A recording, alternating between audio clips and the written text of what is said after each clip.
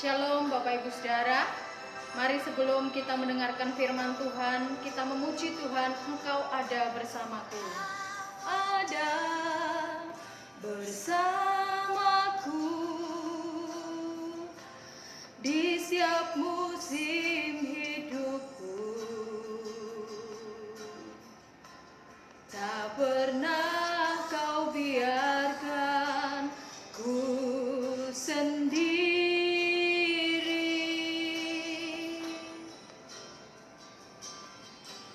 Kekuatan di jiwaku adalah bersamamu. Tak pernah ku ragukan kasih-Mu. Angkat suara. Bersamamu Bapa, ku lewati semua. Perkenananmu ya,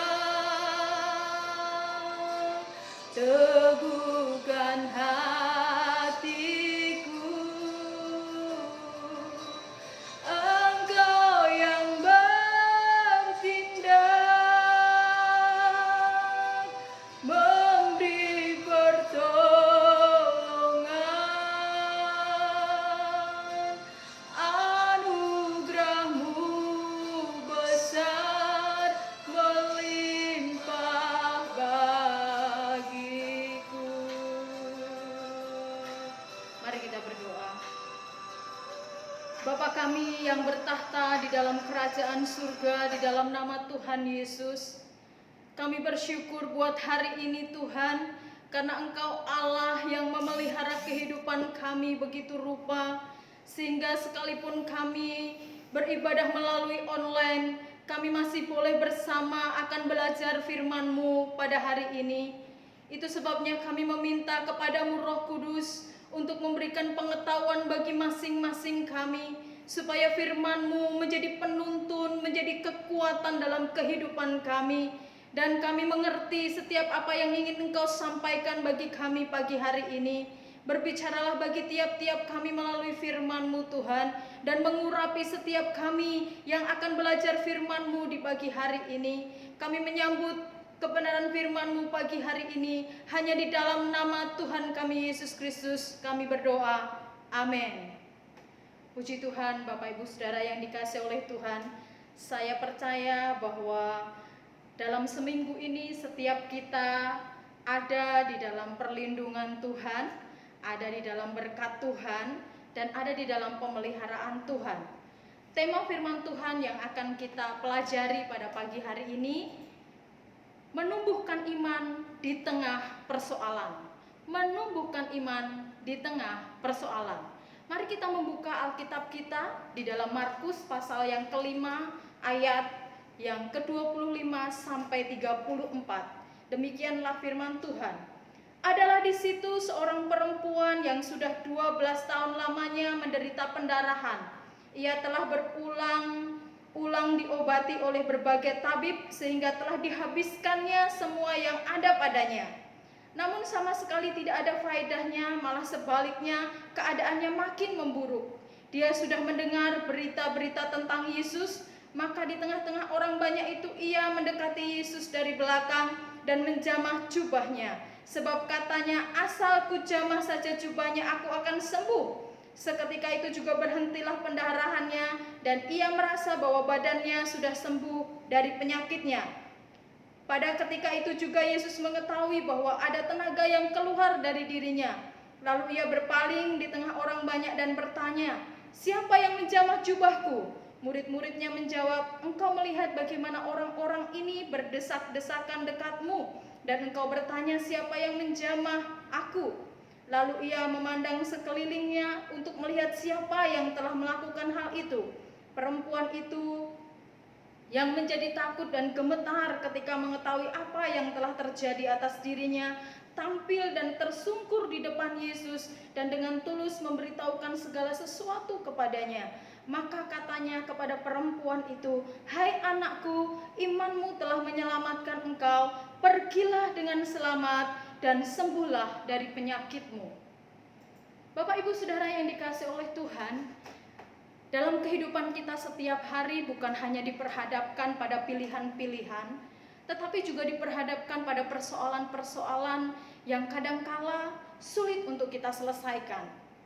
Ada persoalan yang Bapak Ibu Saudara bisa langsung selesaikan dalam cepat waktu. Seperti contoh ketika Bapak Ibu Saudara sedang makan es krim, tiba-tiba sakit gigi, maka bisa langsung kita selesaikan dengan kita meminum obat.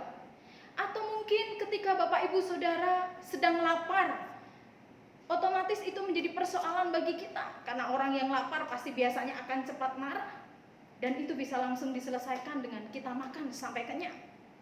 Atau ketika mungkin Bapak Ibu Saudara melihat anak-anak kita yang hari-hari ini harus mengerjakan tugas lewat online, sehingga kita begitu sibuk, kita begitu uring-uringan, sehingga kita harus mencari solusi.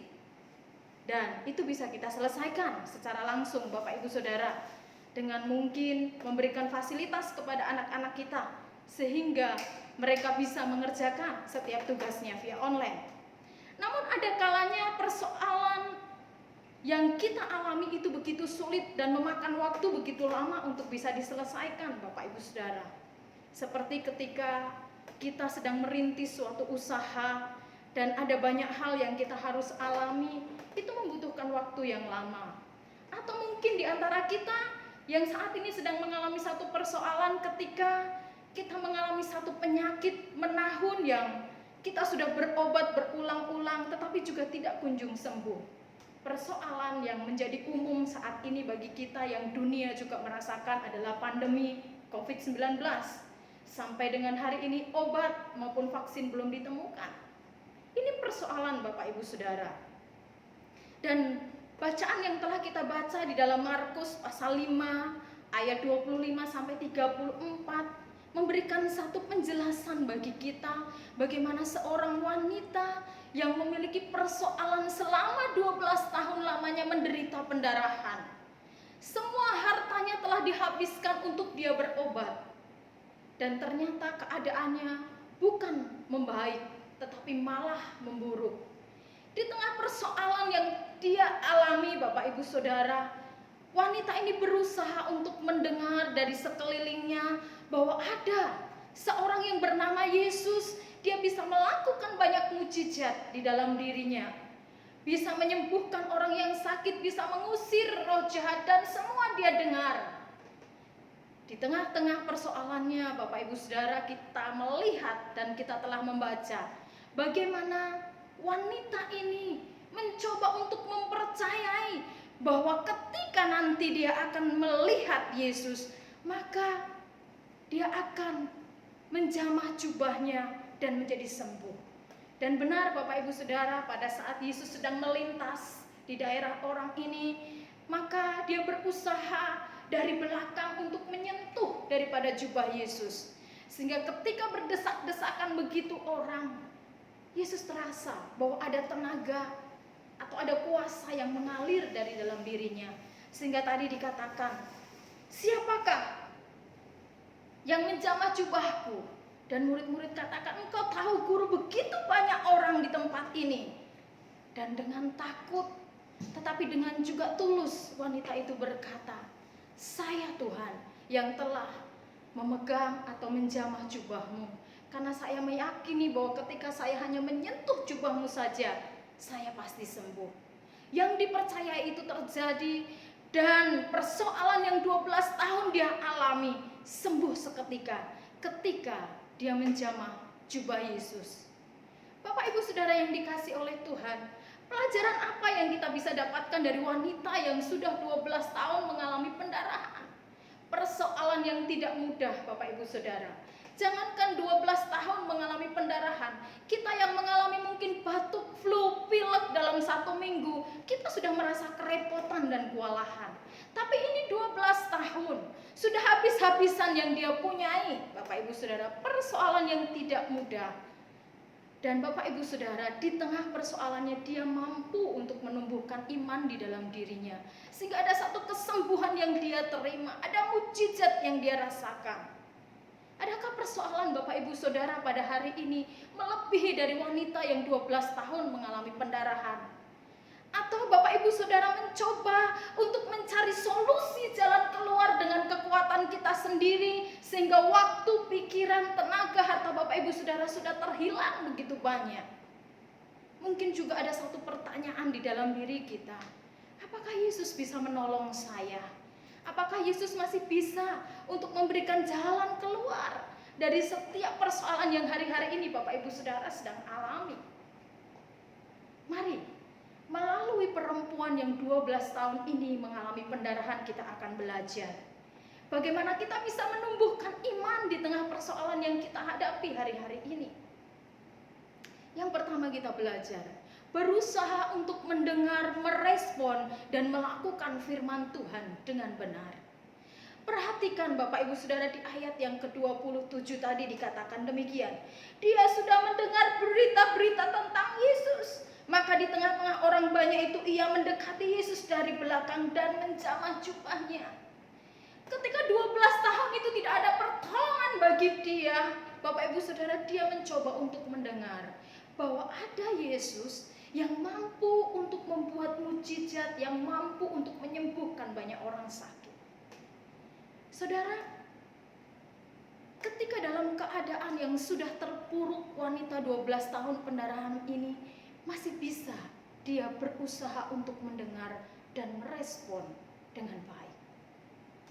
Bapak Ibu Saudara, di masa pandemi pada saat ini, ketika orang-orang Kristen harus ibadah secara online, maka ada banyak orang membuat pilihan ketika ibadah secara online.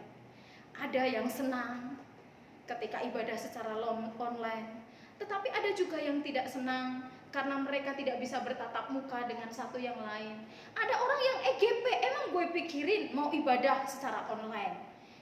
Ada orang yang ketika Senin sampai hari Sabtu memiliki kuota untuk bisa Facebook, untuk bisa Twitter, untuk bisa melihat YouTube, untuk bisa nge-game. Tetapi ketika Minggu kita ibadah online telah habis, saudara. Tidak lagi mementingkan akan kebenaran firman Tuhan yang akan dia terima. Menganggap sepele kebenaran firman Tuhan itu. Paling juga begitu-begitu saja. Khotbah dari gembala sidangku, khotbah dari pendeta-pendeta, aku sudah tahu firman itu. Sementara orang itu sebenarnya tidak tahu apa itu firman Tuhan.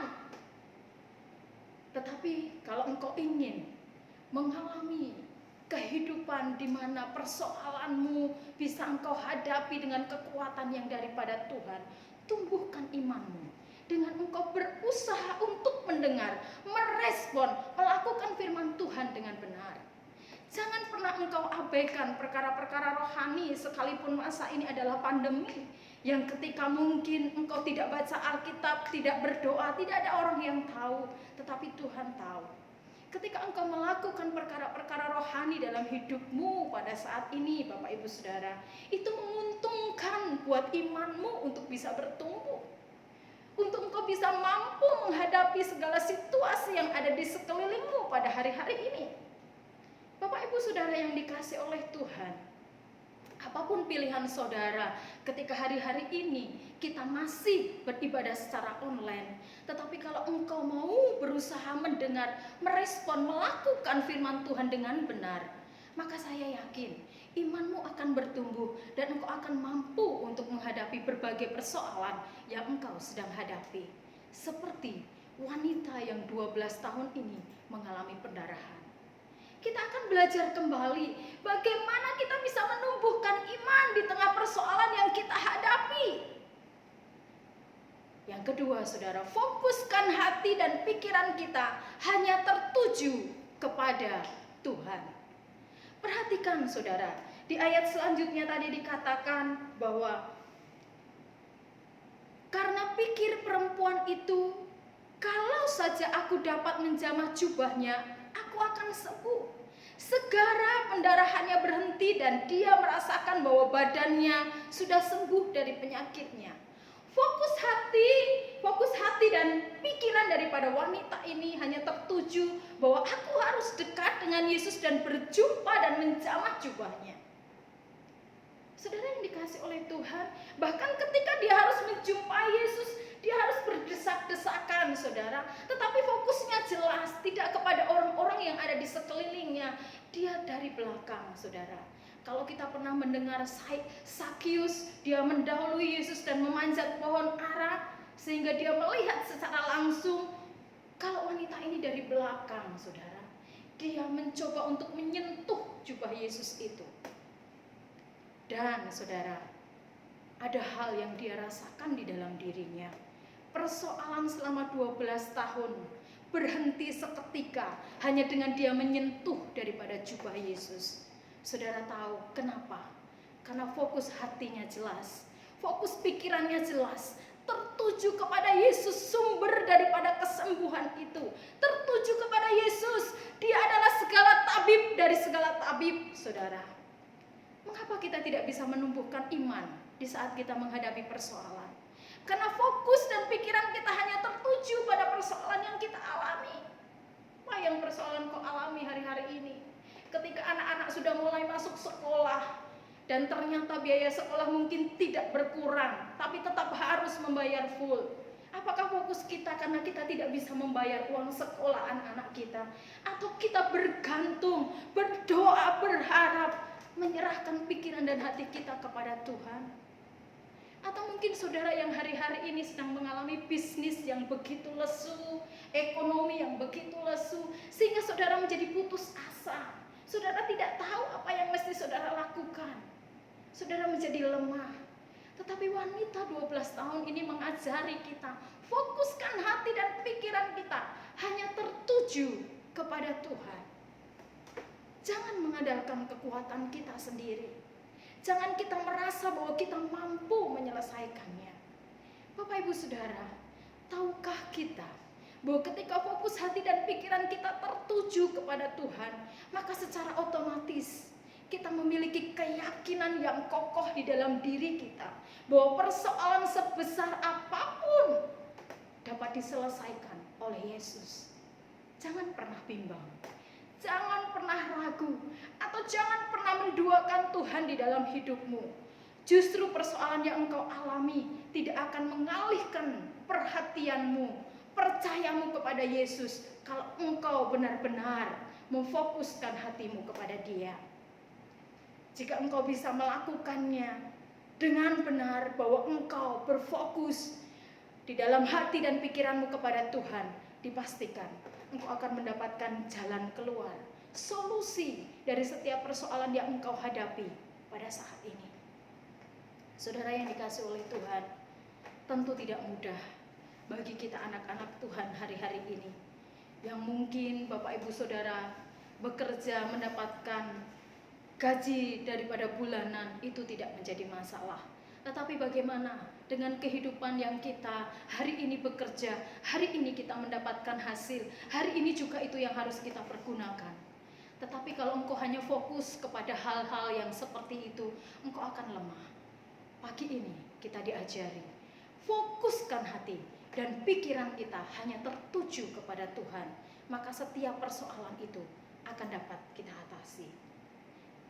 Bapak Ibu Saudara, yang ketiga kita akan belajar dari wanita yang 12 tahun mengalami pendarahan. Bagaimana kita bisa menumbuhkan iman di tengah persoalan yang kita hadapi. Beranilah jujur dan terbuka di hadapan Tuhan. Beranilah jujur dan terbuka di hadapan Tuhan. Di ayat yang ke-32 sampai 34 dikatakan demikian firman Tuhan.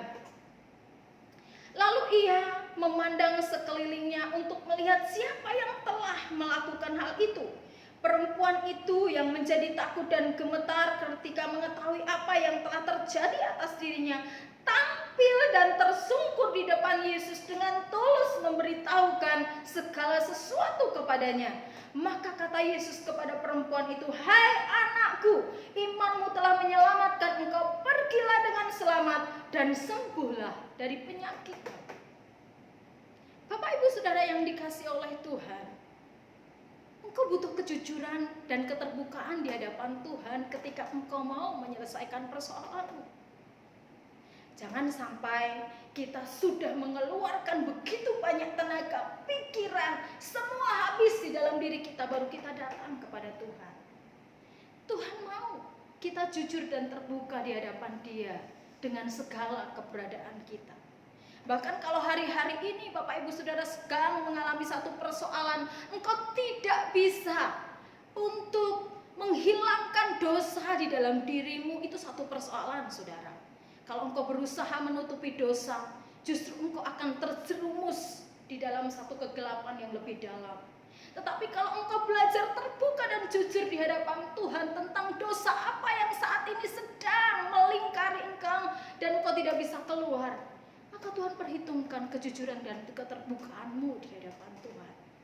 Ada saudara orang-orang yang kadangkala dia menganggap bahwa dosa ini tidak diketahui oleh siapapun, sehingga dengan sesukanya dia melakukan itu. Tidak pernah mau bertobat dengan keberadaannya. Dia merasa bahwa tidak penting untuk aku bertobat. Namun pagi hari ini saudara, Tuhan mau engkau terbuka dan jujur di hadapan Tuhan. Tuhan mau segala keluh kesahmu untuk engkau terbuka di hadapan Tuhan. Jangan kita juga berpikir demikian, Tuhan sudah tahu. Tuhan sudah tahu. Memang Tuhan sudah tahu. Tetapi kalau engkau berani mengutarakannya di hadapan Tuhan, berani engkau terbuka di hadapan Tuhan, dan tidak ada satupun yang engkau sembunyikan, maka akan lebih cepat bagaimana Tuhan menolongmu. Bapak Ibu Saudara, mengapa ada banyak persoalan dalam hidup kita yang tidak bisa diselesaikan? Karena kita tidak berani jujur dan terbuka di hadapan Tuhan. Apalagi, sekali lagi saya katakan, kalau tentang dosa. Kita berpikir Bapak Gembala tidak tahu kalau aku merokok, aku pakai narkoba. Terus-terusan kita melakukan. Bahkan sampai kita akan katakan, aku sudah dilepaskan selama 2 kali dari keterikatanku dengan rokok dan narkoba. Tetapi hari ini aku kambuh lagi dan aku tidak mau untuk mengakuinya. Saudara, sejujurnya yang bermasalah itu adalah kehidupan saudara yang tidak mau terbuka di hadapan Tuhan. Namun pada saat pagi hari ini kita diajar bagaimana wanita 12 tahun pendarahan, ketika Yesus katakan ada yang memegang jubahku, dia tidak mencoba undur, tetapi dia justru tersungkur di hadapan Tuhan. Dengan tulus hati dia menceritakan bahwa selama 12 tahun dia mengalami persoalan yang sulit untuk dia selesaikan. Tetapi ketika dia menumbuhkan iman di dalam dirinya, dia mendapatkan mukjizat yang luar biasa dari Tuhan. Bapak Ibu Saudara, persoalan apa yang hari ini engkau sedang hadapi? Persoalan besar apa yang saat ini sedang engkau nantikan untuk Tuhan menyelesaikannya dalam hidupmu? Namun, Tuhan mau engkau memiliki iman di dalam dirimu, sehingga persoalan apapun itu bisa terselesaikan. Dan menjadi penutup bagi kita pada pagi hari ini, memiliki iman yang bertumbuh di tengah persoalan bukanlah hal yang mudah. Tidak mudah saudara, kita harus memiliki iman di tengah persoalan.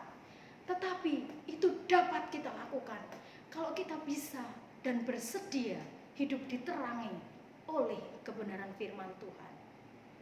Pastikanlah bahwa fokus hati dan pikiranmu hanya tertuju kepada Yesus, supaya iman kita bertumbuh dan kita tetap kuat menghadapi goncangan hidup apapun yang terjadi di sekeliling kita. Bahkan kita percaya bahwa pandemi corona ini akan berlalu dan Tuhan memampukan kita melewati sampai kita melihat bagaimana Tuhan bekerja dan campur tangan dalam hidup kita, bahkan dalam seluruh dunia. Pada akhirnya Bapak Ibu Saudara, tidak ada persoalan yang tidak dapat diselesaikan dengan kita memiliki iman yang bertumbuh, iman yang teguh, iman yang tak tergoyahkan di dalam Kristus. Mari Bapak Ibu Saudara, pastikan bahwa ketika engkau ada dalam persoalan pada hari ini, engkau memiliki iman yang bertumbuh di dalam Tuhan. Dan mari kita akan berdoa, meresponi kebenaran firman Tuhan ini. Bapa kami di surga, kami bersyukur kepadamu untuk pagi hari ini. Karena kami telah mendengarkan firman-Mu. Engkau mengajari kami bahwa di tengah-tengah persoalan yang kami hadapi, kami harus bisa menumbuhkan iman kepadamu Tuhan. Ajari kami seperti wanita yang 12 tahun menderita pendarahan, sehingga dia berusaha untuk mendengar, merespon Tuhan, melakukan kebenaran firman-Mu. Bahkan Kau ajari kami untuk mengarahkan hati, pikiran, dan fokus kami hanya tertuju kepadamu, sehingga kami tidak hanya memikirkan persoalan-persoalan yang saat ini sedang kami alami. Dan terlebih ajari kami untuk selalu terbuka dan berbicara jujur di hadapan-Mu dengan segala keberadaan kami. Engkau tahu siapa kami Tuhan. Dan kalau di antara kami yang saat ini sedang mendengarkan firman-Mu, kami sedang mengalami persoalan-persoalan yang begitu rumit untuk kami selesaikan, kami percaya ketika pagi ini kami sudah mendengarkan firman-Mu, akan ada jawaban, akan ada solusi, akan ada jalan keluar yang Tuhan berikan bagi kami. Terima kasih Tuhan. Kau sematkan firman-Mu ini di dalam hati dan pikiran kami, supaya kami boleh melangkah melalui hari-hari kami dengan penuh iman dan pengharapan kepadamu. Segala pujian bagi Engkau dan segala kehormatan bagi Engkau. Dan di dalam nama Tuhan Yesus kami berdoa, bersyukur pada hari ini. Haleluya. Amin. Shalom, selamat pagi, Tuhan Yesus memberkati.